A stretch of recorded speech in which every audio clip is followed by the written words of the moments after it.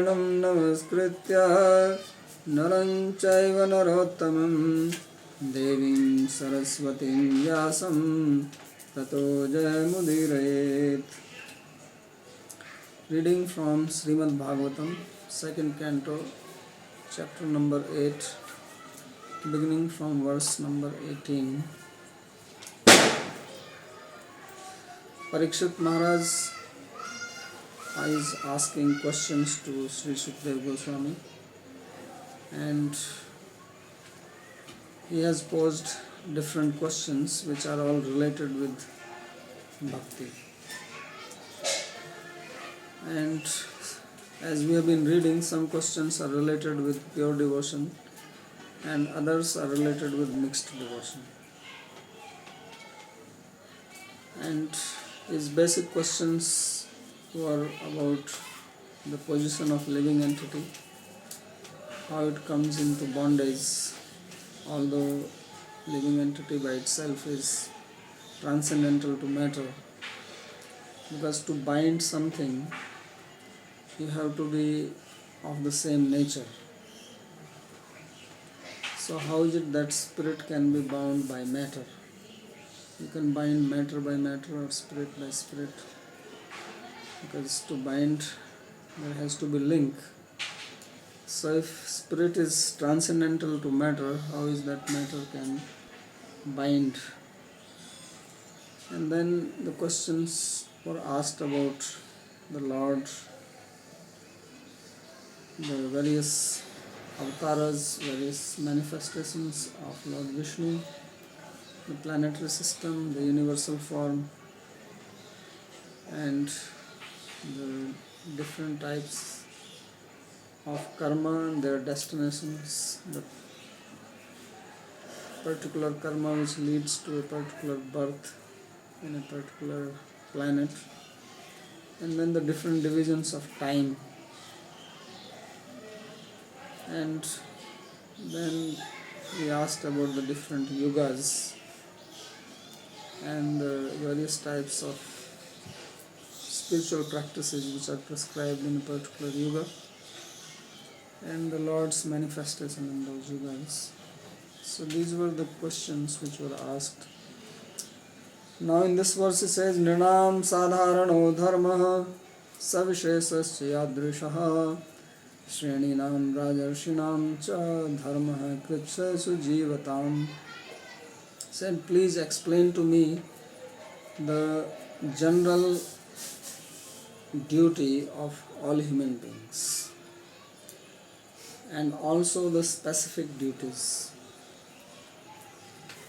and the various divisions of people and their respective duties, and the duties of saintly kings, and also duties which are performed when there is emergency. Because when somebody is living a normal life, then you behave in a particular manner, but if there is some emergency situation, then the normal rules do not apply. It's like you go on the highway or on the road, and there are some traffic rules one follows. But if there is an emergency, then that rule is flouted. If there is a police person and he has to go to some place urgently, then he will go on the red light also. Although we are supposed to stop at red light. Or if there is an ambulance, then it may not follow the regular rules of traffic. So similarly, what are the apad dharma or duties performed in some emergency situation? So this is his question. The human life has a specific purpose and it has a specific duty, because whenever something is created, then the creator has a purpose in mind. If somebody has created this video camera, then there is a purpose that it has to be used for making videos, recording. So that is the general purpose. Now you may use it for different types of recordings. So those are specific recordings. So similarly he says that what is the general dharma or duty of every human being, and then special ones. So Vishwanath Chakravarti Thakur says, Nirnam Antaj Paryanta Namapi Sadharano Dharmo Bhakti Re. He says that the Sadharana Dharma or the general duty of every human being, not only those who are born in Varnashram system but outside, they should perform bhakti. Because special duties are separate. Vishesh dharmas to jati dharma. The specific duties are Brahmanas have their specific duties, Kshatriyas, Vaishyas, Sudras, Antyajas. They all have their specific duties. That is according to their varna or their caste. But common duty of everybody is devotion. So a Brahmana is supposed to perform Agnihotra sacrifice morning, evening. But those who are not born in Varnashram, they are not supposed to perform it. So they will say, well, it's not our duty, so we don't do it. But bhakti, everybody has to perform. And if one does not perform bhakti, then one will become degraded. Na bhajanti avajananti sthanat bhrashta patanti adha. If one does not respect the Lord, who is the source, because everybody is born from the Lord. He is the source. And if we do not respect Him, then we will go down. Which means that next life we are not very sure where we end up. So this is the duty of everybody. There is no exception for bhakti. And therefore bhakti does not depend on birth or gender or age or one's profession. It does not depend on that. In Bhakti Rasamrita Sindhu, Rupa Goswami says, Nrimatrasya adhikari. That everybody has the eligibility to perform devotion. To perform sacrifice, everybody is not eligible. One has to be twice born to do a sacrifice. To do some other activities such as managing kingdom, one has to be a king. He has to be born in the Kshatriya family. But bhakti, everybody has to perform. Whether somebody is the ruler or somebody is the teacher or somebody is the father or mother, student. So therefore it says Nirnam Antyaj Paryantanam. Antyaj means who are outside Varnashram. Sadharano dharmo bhakti reva. Vishesh dharmastu tajjati dharma. And Vishesh dharma, that is the jati dharma, according to one's caste. So if somebody is born in a particular country, then they may have their different duties to perform. Tad dharmavatvapi te bhakta bhavanti. And it does not mean that one has to give up the respective duties to perform bhakti. You perform your respective duties and still be a devotee. So therefore he says that tad dharmavatvapi, that even following your specific duties, you perform bhakti. So just like we all eat food, no matter whether we are small or big or rich or poor or male or female, everybody eats. And we may have our own separate professions, but we all eat. So bhakti is like that. Everybody has to perform. And eating is not an obstacle in anybody's profession. It's not that somebody is eating, then they say, well, I cannot now do my profession because I have to eat. So, like that, bhakti has to perform. So just as we need food for the body, and it is body which sustains, as for food which sustains our body, like that bhakti is needed for the soul. Because that is the constitutional position of the soul, being a servant, and servant has to perform service. So therefore he says, Kirat Hoon Andhra Pulinda Pulkasha. It's a famous verse from 4th chapter of this Canto. You already read it.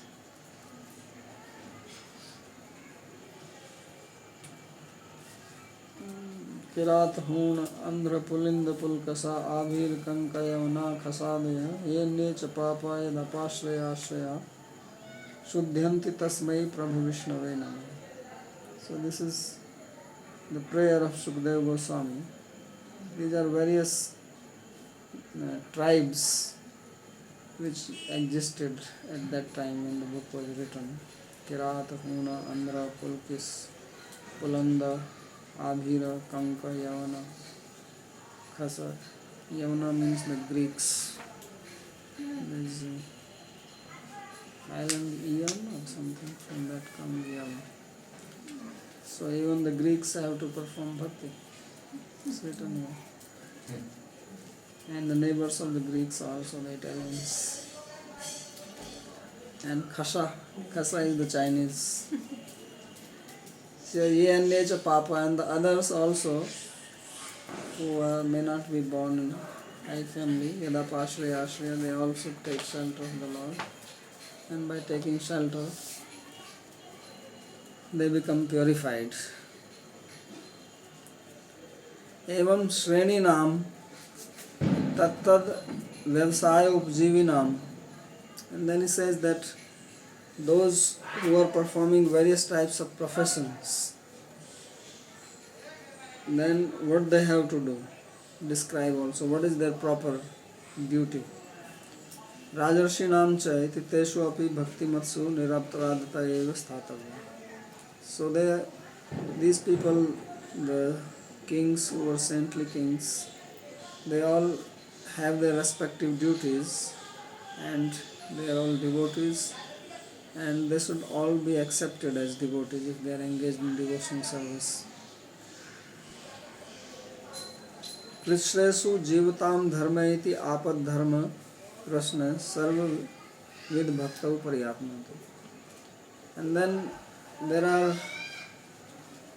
duties performed when one is facing some abnormal situation. So there is a story in the Upanishad that once there was a famine, because in olden days there was no facility of giving water to the fields because there was no electricity. So the farming was dependent only on the rain. That's why Krishna says that Annad bhavanti bhutani parjanyad anna sambhava. That everybody sustains on grain, and grain comes from the rain. So now even if there is no rain, you can pump water. And of course, if the rain does not happen for many years, then water will also not come from the down. So once there was a famine for 12 years, it did not rain. And there was obviously no food, because if there is no rain and there is no facility to pump water, then how will you grow your grain? So there was no bread and no cake also. So this story says that one sage was there, he was walking, and he saw that one low class person, he was eating some rotten urad dal. So he went and he also took some from him. So when he took it, this person was surprised that how he is eating what I am eating, because usually the Brahmanas, they will not eat anything like this, especially if it is touched by a low class person. But he ate, and then when he ate it, then he was walking away. So when he was walking away, then this person said that you have eaten, now also drink some water. So he says, no, I cannot drink your water. So he says, what is this? You have eaten my dal, but you cannot drink water. So he says that I have eaten your dal because I was starving and I have to protect my life. But water is available somewhere else also. So if I drink your water, then I will fall down from my dharma. Because there is no emergency for the water. The drinking water was also available. But if I don't eat your dal, then I may collapse and die. So I have to protect my life, and for that I am following apad dharma, or the emergency principle. So like that, there are also situations which we face in our life. Sounds very fanatical. Sounds something like fanatical. No, it is not fanatical, it is practical. Yeah. Fanatical is that if he will also not eat the dal and die, then they Yeah. will say that is fanatic. Because of their role. Because sometimes people say, well, I am dying but I will not eat onion because we don't eat onion. So, but in emergency, you may have to eat onion.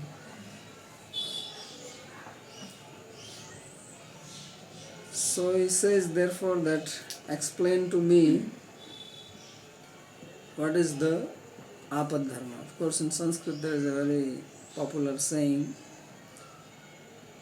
bhaksite pilashno nasranta vyadhi.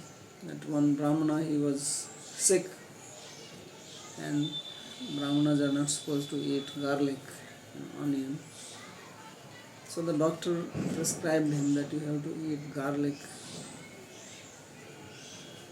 So the Brahmana said, okay, that's your prescription. So he ate garlic, but still the disease was not cured.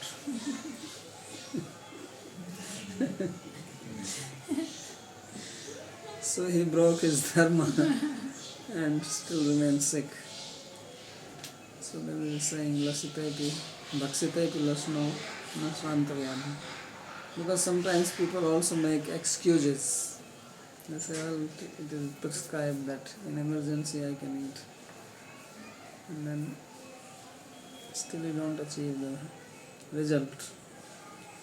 So he says that this question, apad dharma, the question of emergency duty, it is applicable for all types of bhakti.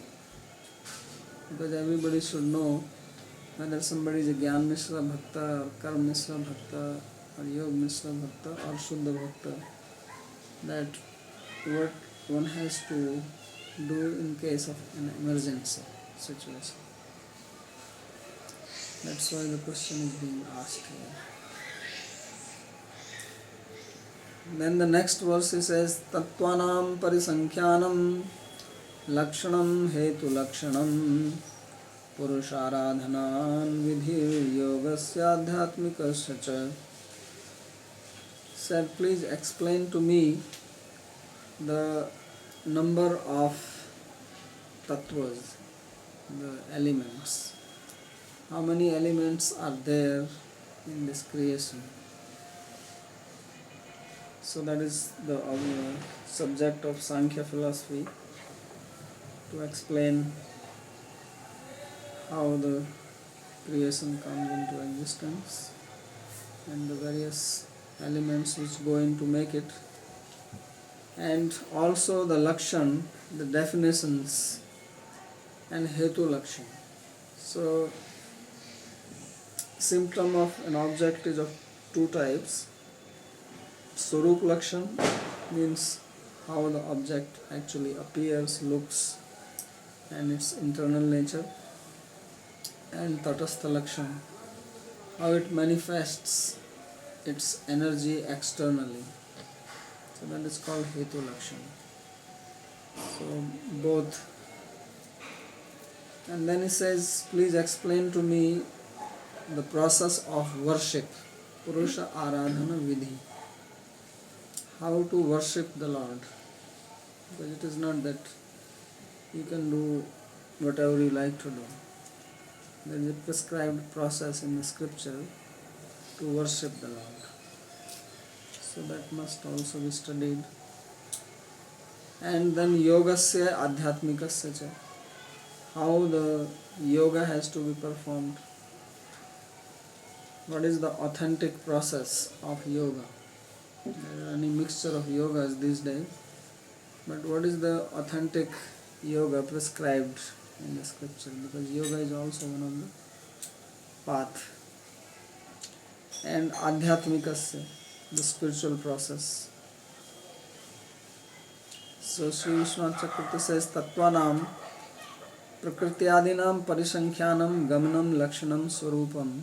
It says, please explain to me the nature of the tattvas, the elements, and then Hetu Lakshanam Tat Tat Kari Hetutvena, and how they become manifest and what they give rise to. Lakshanamiti Purusha Avatar Lilayam. So this is related with the Purusha Avatar, because the manifestation of elements is done by Purusha Avatar, the form of Lord Vishnu. When he glances at Prakriti, then Prakriti evolves.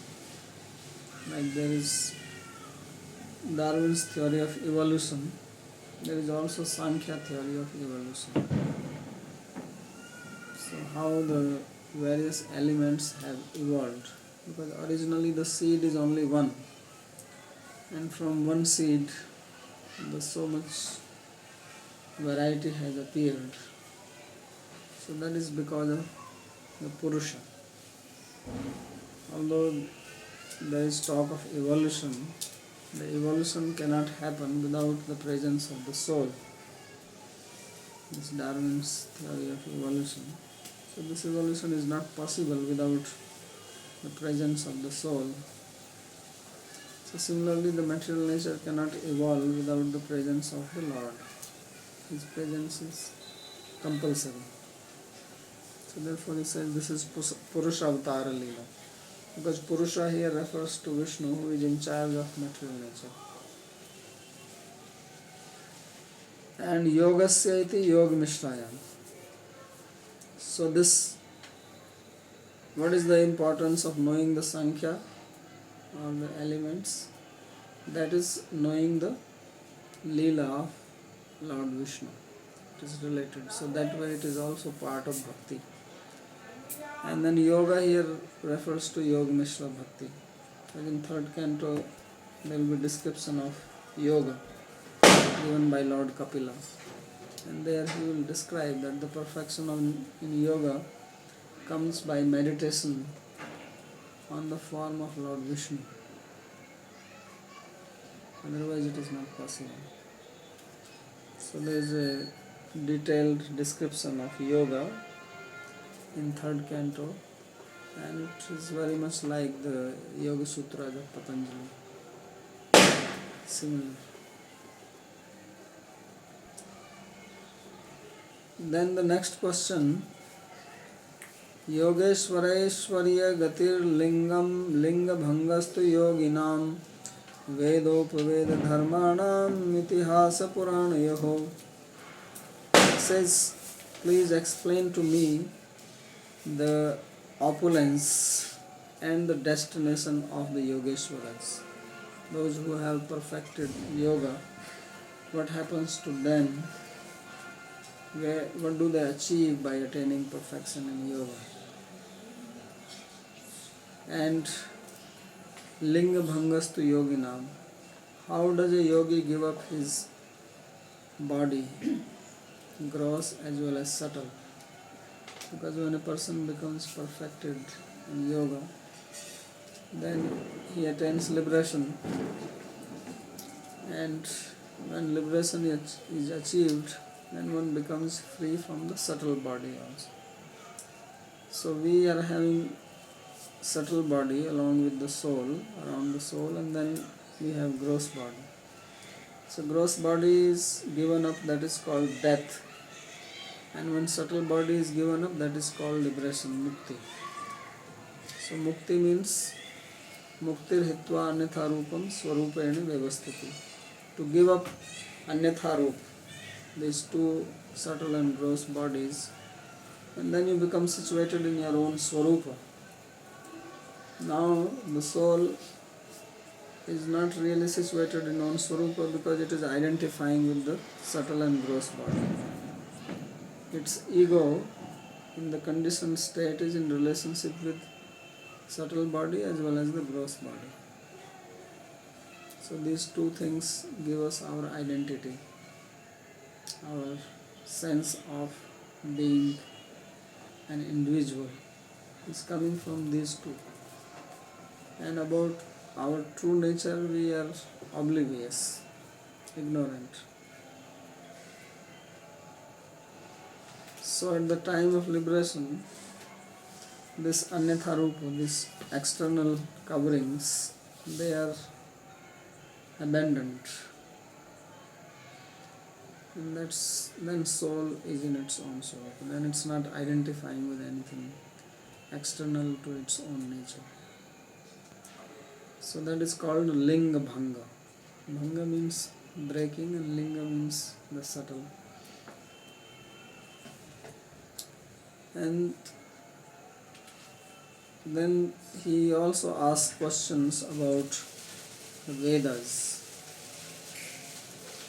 There are 4 Vedas and Upaveda, the 4 secondary Vedas, and what are the duties described in them. Then there is Itihasa, this Mahabharata, Ramayana, these 2 books are called Itihasa, and Puranas, there are 18 of them. So he wants to know about them, what is the subject matter of them, these things, and how they were composed. So he says, Yogeshwaranam Sambhu Prabhritinam Mahanu Bhav Bhaktara Aishwarya Rupa Yagati. So there are 2 words used in this verse, Yogeshwara and Yoginam. So Yogeshwara refers to people like Lord Shiva or Kumaras.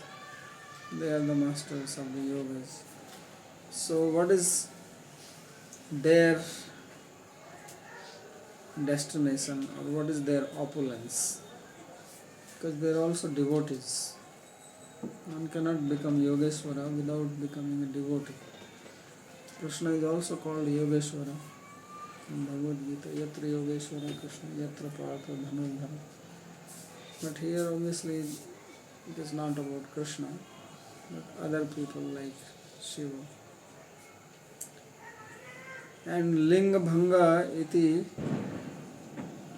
Shanta Bhakta. So Linga Bhanga refers to Mukti, and this is a reference to Shanta Bhakta, because Shanta Bhakta is not so much interested in